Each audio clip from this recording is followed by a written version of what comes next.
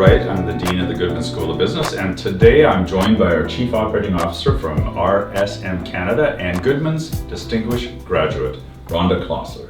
Welcome, Rhonda. Let me ask a first question for you. What's your reaction when you learned that you're first named as a Goodman School of Business distinguished graduate? Thank you, Barry, and happy to be here. I guess my first reaction was I was humbled, surprised, and humbled. I graduated 30 years ago this coming June, and I attribute a lot of my success to Brock, the relationships I've had here, the experience I gained here. But I don't often sort of press pause, busy, don't often press pause to celebrate my own accomplishments. And so that when I first heard the news, it required me to press pause for a moment and celebrate it. So humbling and just really honored, truthfully.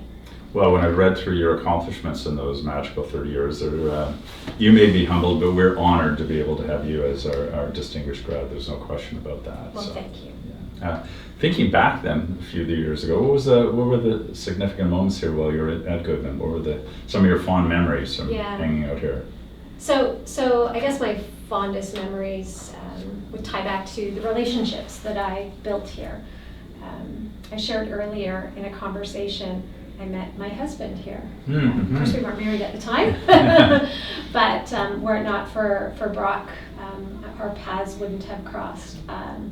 I also met my dearest friend. We're like family today. She was in co-op accounting with me. We lived together for 4 years and are, as I said, like family. So, and many other relationships, and just continuing to come back to the university. It's the fondest memories are tied to those relationships. And people will often say, well, what would your life, how has Brock influenced your life? I'm like, well, every part of it, personally and professionally. It was through Brock that I got my first job, and I never left that job. It's evolved, obviously, I've evolved, but I never left that job. So I am very grateful for Brock for all of that. Fabulous. I imagine you can talk a little bit about how the campus might have changed a little bit. I know Goodman School of Business for sure, how we've changed since then. But thinking career choice, there will be a lot of high school students coming through that will probably watch our video in the future, and they'll go, yes, what is my life all going to be like? So what drew you to accounting? What was the At the ripe age of 18, I knew exactly what I wanted to do. I wanted to be the COO of RSM Canada. Exactly. No, it's interesting. I mean, it's probably not a unique story. But I like to tell stories in responding, so I'll loop back to the question. But a little bit about me and where I come from. But I come from a very blue-collar family in central Ontario, small town, 2,000 people, Wyerton, the weather predicting groundhog. I've been there, exactly. Right? Yes. So my parents are both from that community. I was born and raised there. I'm actually the first child on either side of the family to graduate from university. So my parents, like most parents, wanted more for their children, and encouraged me to think beyond Wyerton. And certainly that was an influence, but it wasn't as though I had an accountant in the family or an uncle that was an accountant that influenced me in any way. It was really a great guidance counselor in high school. The classic, she's good at math. Well, here's a path that you might want to take. But I look at it really as just honestly really, really good fortune because of that. Because I was strong in analytically and I had strong math skills, so I pursued a career in accounting. Well, the truth is, nothing about what I do today is accounting, other than I work in an accounting firm. It's really tied to people skills, and that in my mind has been kind of the strongest contributor to my success. And if I think back about why I chose Brock, coming from that small town, campus certainly did look different at that time. The university was much smaller, but I chose Brock because I felt comfortable here. I felt like I could integrate. I felt like I could make a difference, and that was certainly the case. It was a good choice for me, and I really built my confidence and built on relationships that I had developed here. That have influenced and contributed to my career. So back to the question, sort of, why accounting? Well, I was good in math, but what I didn't realize was that I had strong relationship skills that I could leverage, and that has really contributed to the success of my career and over the last 30 years or so. That's fabulous.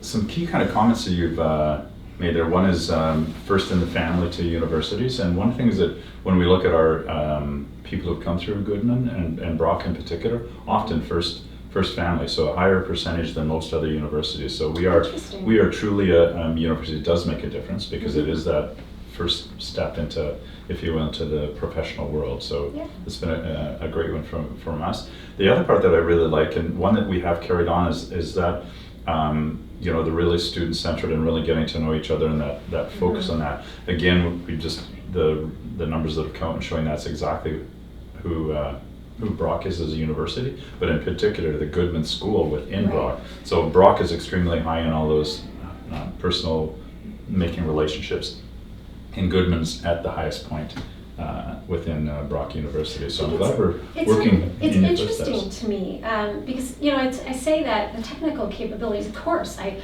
learned those core skills and capabilities that I, as an auditor, when I was auditing, I was using and leveraging every day. But those are, I tell people today, those are table stakes, right? The really successful people are the ones that have been able to develop those skills and translate that and develop the EQ as well as the IQ, really, and then translate that to relationships with our clients in the marketplace and creating value for our clients, right? So it's interesting that that you have a focus on that here, and as an employer, tremendously important. Lots of smart kids out there. Can those super smart kids translate their skills into relationships? Because at the core of what we do, it's all about relationships.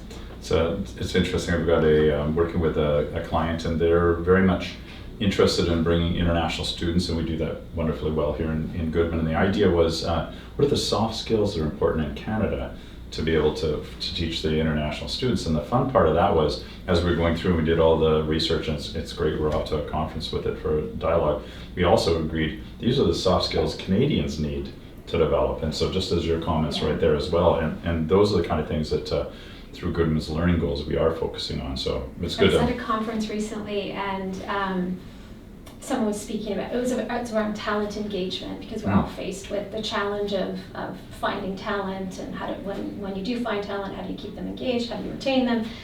And the reference to soft skills was discussed, but they weren't called soft skills. They were called critical skills, right? And it's sort of back to the competencies, the basic competencies are table stakes, and it's the soft skills that are really the critical differentiators today. So. Yes, it's interesting, because it is always that I've heard there's juxtaposition where I always talk those hard skills, the hard accounting skills, and the soft people skills, when in fact it's probably exactly but when they come together, that's magic, right? Yeah, for sure. Well, speaking of magic, one of the things we find fairly magical about our programs in Goodman is our co-op program. And you've obviously co-op changed your life, right? When it came in. Talk a little bit about first experiences and things on that, and how that co-op did change, obviously, your career, but how it did help you in your educational path. Yeah, no, for sure. Before I answer that, I am a product of co-op. I'm such a believer, and I'll talk about it from the personal experience as a student, but also as an employer. But as a mom, my son is in first year university in an environmental science program at Guelph, and I was such an advocate. You must apply for co-op, and the reason is because, well, the technical skills you're gaining, but then you're applying those in your real life work, and you can see the connection point and the value you're creating for whatever organization you're working for. And so the real life application of those technical skills in a real life application in a real life world is just tremendous. And it comes back to, there's going to be a core theme, which is my superpower, which is building relationships. It comes back to relationships, right? So, yes, you're learning in school and then you're taking that to clients and you're applying that knowledge and you're sort of connecting the dots on how, oh, that's what they were talking about. Here's how it applies in the real world, like outside of academia.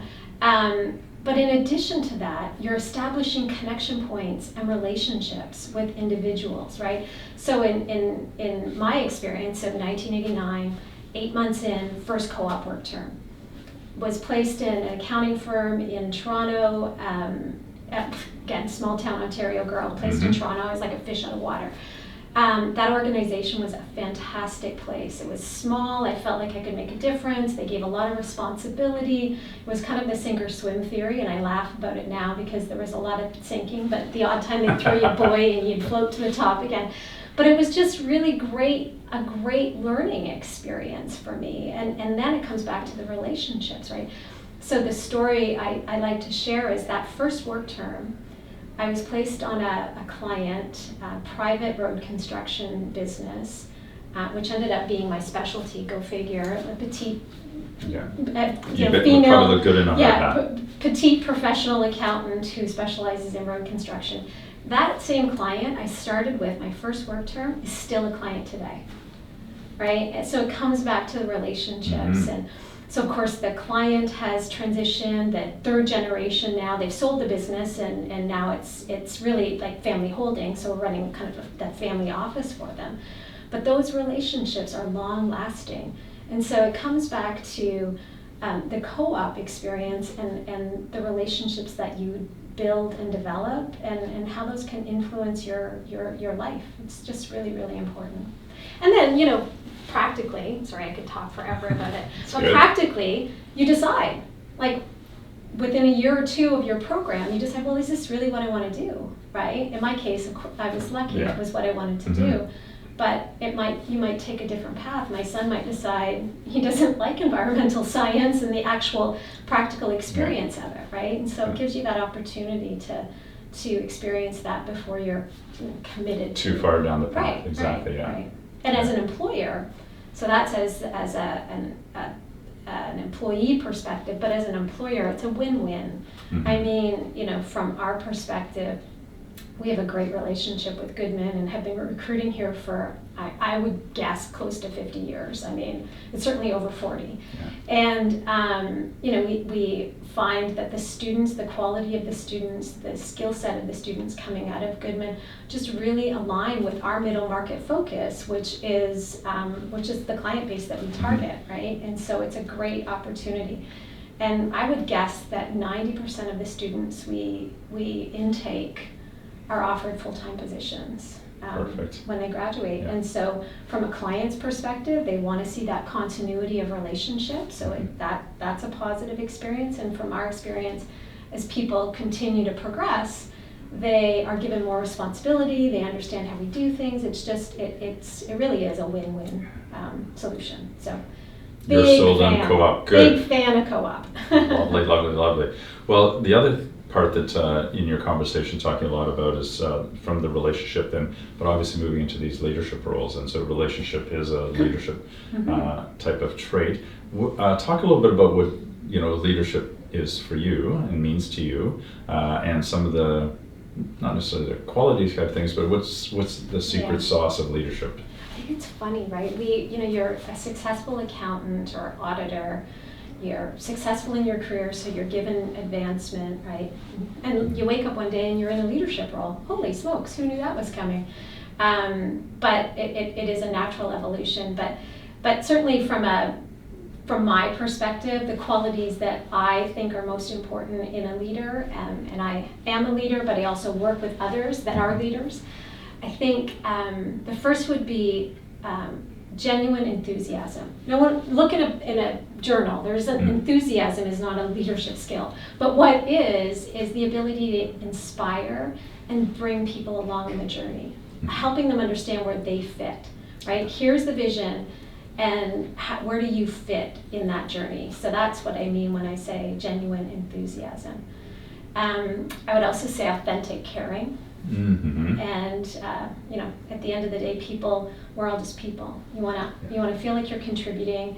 You want to feel like you're contributing in a meaningful way, and you want to be heard. So, the great quote, Maya Angelou, right? People won't remember what you said, but they'll remember how you made them feel. And so really like treating people like the people that they are, it's at the end of the day. Transparency is so important. I think, holding people accountable, setting expectations and holding people accountable. It's okay to be both caring and tough, right? Setting clear expectations. And I think probably the empathy is an important one, understanding how people are feeling. So it's one thing to inspire them, but if they don't really, you have to listen to how they're feeling in that. And I guess the last would be active listening. And I say active because it's really listening to understand, and not just listening to be heard, but listening to understand. So. Because what I've actively listened to, it really is when you've highlighted the relationship before, but it's a lot, as all of those things you've talked about, is to continue to create that the vibe between, if you will, leadership and followers as you've gone through there. But I really like that part about inspire others, and it's interesting. I've heard somebody wrote it down somewhere else, so it's not me coming through, but it's the concept of inspiration or to breathe and to give people that. And so breath of life, breath of energy, but it is life. So I love all the inspiring way to go. But it's also like helping people understand where they fit in it, right? Where do I fit in this journey? So talent, recruitment, retention is such a challenge for anyone today. I mean, it's remarkably tough, right? So if you are lucky enough to find great people, helping them understand what they're doing and how that's contributing to the greater good, or how they could contribute to the greater good, it helps connect people. It helps them understand the bigger role they play, which is important from a retention perspective, I think. So. Now, you have a personal motto, though, that I've heard you share with the students before. I think it would be great to share now. Sure. My personal motto is, every day everyone has a choice to make a difference, so make that choice. Yeah. So, and I share that every time I speak with, if I'm hosting an event and I'm speaking to our talent, I share that because I really do believe it. We're at RSM, we're not done the journey. We're at the beginning stages of building RSM Canada. Certainly, I've been around a while, so it's a new part of the journey.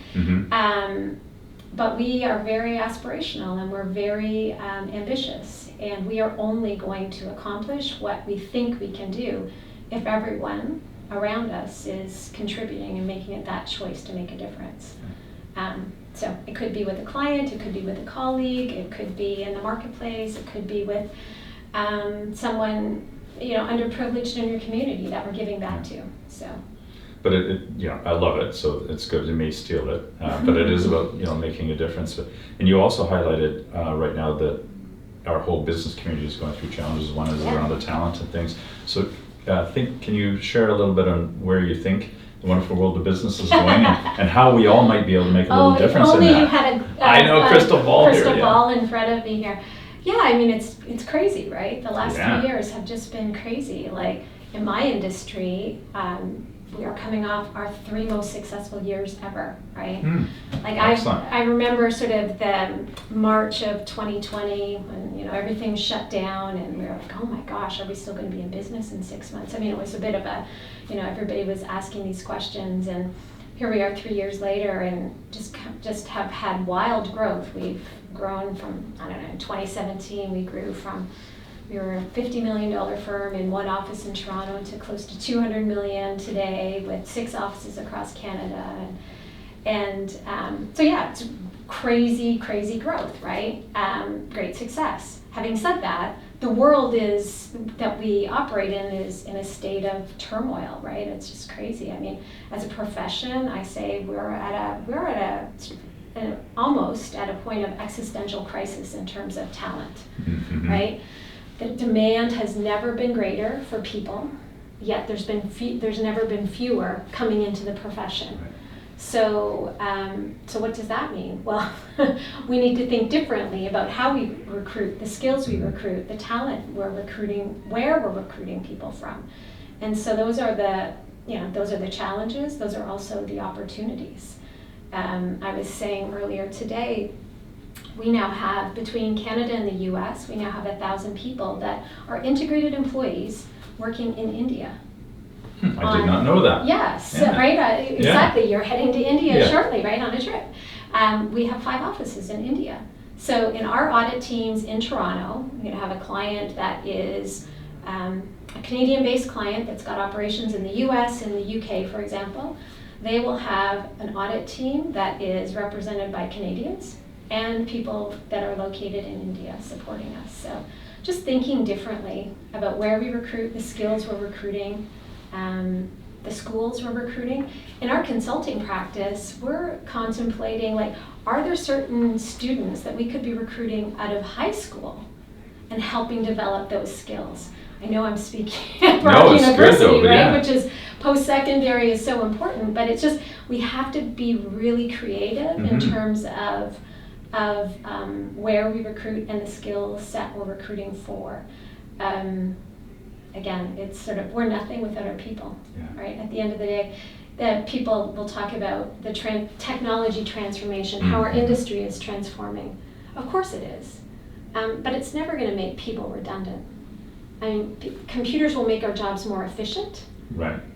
But we can leverage the data in a different way and interpret it and use the time, the extra time we have, to really create value for our clients. So those require different skill sets, right? I met a student this morning that is a data analyst, right? Those are the skills that we're looking for as well. So it's interesting times. Never more opportunity. Well, this has been a very interesting conversation. If I was drawing some things away, be open to that. First off, I guess play to your strength, good in math, play to your strength initially to find out some where those opportunities might be. Listen to some coaches out there, advisors to get you started in things. Co-op for sure, make sure you're getting into these types of opportunities, and then for sure come through. Then you start by building those relationships, and you got to continue to build those skill sets moving forward. And if you keep doing that, oh my goodness, you're going to wake up someday in those leadership roles and have some fun, and then have even more exciting challenges to kind of overcome. Absolutely. So last word to you, Rhonda, anything else that you'd like to share that I haven't asked a question on that you'd really like to I share? guess just in closing, again, I'm really proud to be an alumni of Goodman and Brock University. It has influenced every part of my life, professionally and personally, and I'm just truly honored to be recognized by the school in this special way. So thank you. Well, thank you, and I think everyone that will be watching this video no doubt will appreciate why Rhonda is our distinguished graduate here in the Goodman School of Business.